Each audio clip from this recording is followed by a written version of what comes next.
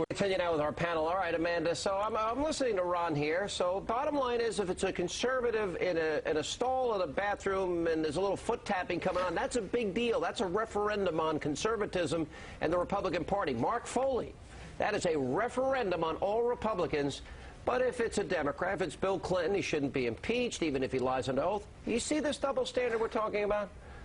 Yeah, well, some people have arguably said that it was okay for Bill Clinton because they knew he was a dirty dog before he ever took office. But in the case of John Edwards, I think he should be held to the same standard because he adopted the conservative moral values and he campaigned on them. But there's one thing I do want to revisit in the timeline aspect of it, which I think you're very right to concentrate on, and that's that he said in that Nightline interview he told his wife the affair was over in 2006 and that she was furious. Yeah. But those photos were taken at the last week of 2006. So is it likely that Elizabeth Edwards knew the affair went on, was furious, and then allowed this woman to be on a campaign plane with him? I think it just blows this whole story. And there are also reports, the Inquirer, that has had it right up to this point, Chris, is pointing out that there were numerous liaisons at this hotel in Beverly Hills that went on much, much later.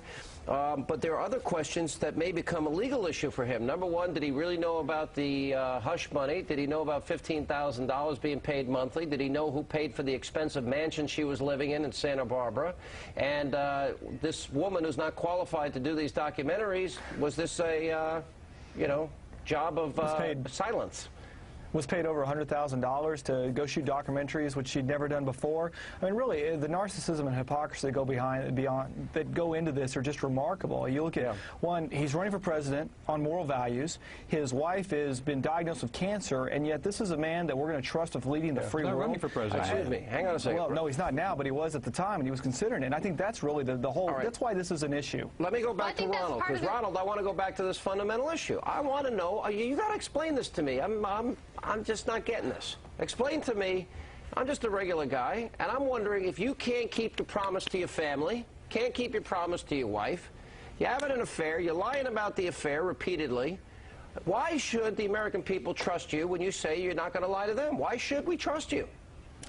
Well, because I think that there's a question here. The question of trust goes to more than the personal responsibility between a man and his wife. I think that the right wing really has carried this whole question too far. I agree with you, Ronald. Looking into people's bedrooms, or looking under their bedrooms, trying to find out whether or not that level of trust by the way, that's a great is the kind of trust that you use in the Oval Office. That's a great question Sean asked. And so, Amanda, if that's true, you can't trust somebody who had an affair. How can we trust John McCain to be President of the United States since he cheated by his own admission on his first wife? He didn't keep his marital vows. He didn't keep his pledge to his first family. 30 years ago, after 5.5 years in a prisoner of war camp. She has nothing to do with it. Amanda, so how do we trust John McCain to be President of the United States? Well, that's an issue I think has been thoroughly vetted for many, many years now. He cheated on his wife, right? And this is something John Edwards is after 5.5 years in a prisoner of war camp. Has nothing to do with it. He cheated on 5.5 years after prisoner of war camp. Should we lose the guess and you and I argue? Yeah, I will. It had nothing to do with it. He cheated on. Excuse me, Sean. You've had your chance to speak. I'm up. John McCain cheated on his wife, Amanda. John McCain cheated on his wife, Chris. Why do you have a double standard? And John McCain's running for president. John Edwards is not. He is. John Edwards is running for president now. He was doing it when he was having the affair. His wife had been diagnosed with cancer, Alan. I mean, if you can't see the difference between the two situations. John McCain's wife was in a car accident, and he came back, and all of a sudden he decided he didn't love her anymore, and he saw another woman. And his timeline that he talked about in his book isn't vetted by the actual events of when he actually got a divorce. So where's your double standard? He stood up and he criticized Bill Clinton for his actions of Monica Lewinsky and called. I mean, John Edwards was one of the biggest critics of Bill Clinton. John McCain's running for president. What about his affair? And Bill Clinton John Edwards was one of the biggest critics of Bill Clinton. Will you admit that John McCain was wrong to have an affair? Can we trust him to run for presidency? He cheated on his wife?